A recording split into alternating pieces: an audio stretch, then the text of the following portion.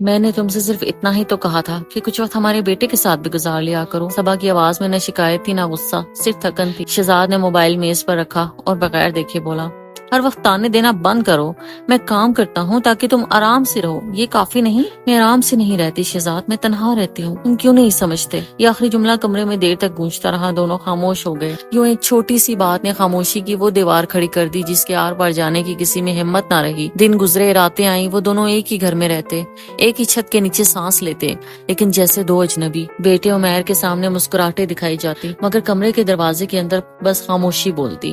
رافع، صبا کا بھائی، جب گھر آیا تو ماحول کو فوراً بھانپ گیا۔ کیا ہوا ہے آپ دونوں کے درمیان؟ پہلے تو ایسے نہیں تھے آپ دونوں، کیوں چپ چپ ہے؟ صبا نے بس اتنا کہا، انا آ گئی ہے ہمارے درمیان، اور جب رشتوں میں انا آ جائے نا بھائی تو فاصلے خود بخود بڑھ جاتے ہیں۔ رافع کچھ کہے بغیر چلا گیا، لیکن شہزاد اس کے الفاظ سن چکا تھا۔ ایک دن شہزاد کی بہن بھائی کے گھر آئی۔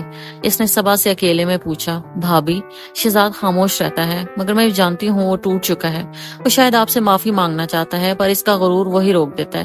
آپ کو پتہ ہے نا مرد کیسے ہوتے ہیں، وہ کبھی معافی نہیں مانگتے۔ صبا نے پلکیں جھکا لی، اور میں بھی خود کو قصوروار سمجھنے کو تیار نہیں۔ دونوں عورتیں جانتی تھیں کہ ایک پل کی معافی سب کچھ بدل سکتی ہے، لیکن وہ پل آنے کا نام نہیں لے رہا تھا۔ کمرے میں بیٹھا شہزاد کئی دن سے کچھ لکھ رہا تھا۔ صبا نے کبھی نہیں پوچھا کہ وہ کیا ہے، نہ ہی شہزاد نے بتایا۔ اصل میں وہ ایک خط تھا، ایک معافی نامہ۔ شاید میں تم سے کبھی آنکھوں میں آنکھیں ڈال کر معافی نہ مانگ سکا، میں نے تمہیں وقت نہیں دیا، تمہارے احساسات کو نظر انداز کیا، میں نے سمجھا کہ کمانا ہی کافی ہے، لیکن محبت وہ تم نے مجھے دینا سکھایا تھا۔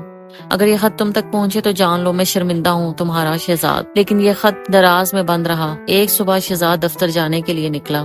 عمیر نے ضد کی، بابا اسکول چھوڑ آؤ نا، آج میری اسمبلی ہے۔ شہزاد نے رک کر بیٹے کی طرف دیکھا، لمحے بھر کے لیے مسکرایا، پھر بولا، کل ضرور چھوڑوں گا، وعدہ۔ وہ وعدہ کبھی پورا نہ ہو سکا۔ راستے میں ایک تیز رفتار ٹرک نے شہزاد کی گاڑی کو ٹکر مار دی۔ اسپتال پہنچنے سے پہلے ہی شہزاد دم توڑ چکا تھا۔ صبا کو خبر ملی تو وہ ساکت رہ گئی، آنکھوں میں آنسو نہ آئے، بس ہاتھ سے موبائل گرا اور لبوں سے ایک ہی جملہ نکلا، اب میں کیا کروں گی؟ 3 دن بعد جب صبا شہزاد کے کمرے میں گئی تو ہر چیز ویسے ہی رکھی تھی جیسے شہزاد نے چھوڑی تھی۔ اس نے دراز کھولی تو ایک خط ملا، ساتھ ہی ایک تصویر، ان کی شادی کی تصویر۔ صبا نے لرزتے ہاتھوں سے خط کھولا، شہزاد کا ہر لفظ دل میں پوست ہو گیا۔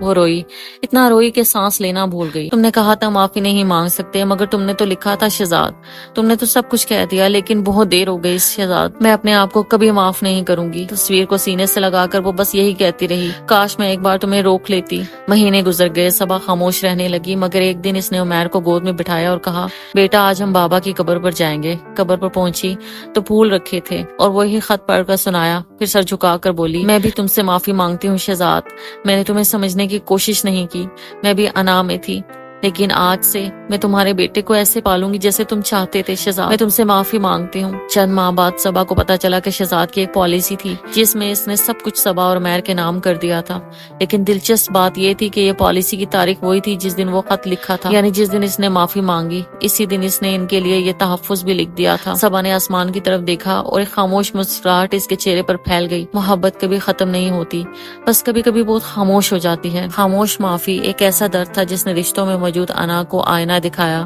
کبھی کبھی ہم صرف اس لیے نہیں معافی مانگ سکتے کیونکہ ہم سمجھتے ہیں کہ اگلا قدم سامنے والا اٹھائے، لیکن وقت وہ کسی کا انتظار نہیں کرتا۔ اگر آپ کو میری کہانیاں پسند ہیں تو میرے چینل کو سبسکرائب کریں اور میری ویڈیو کو لائک کریں۔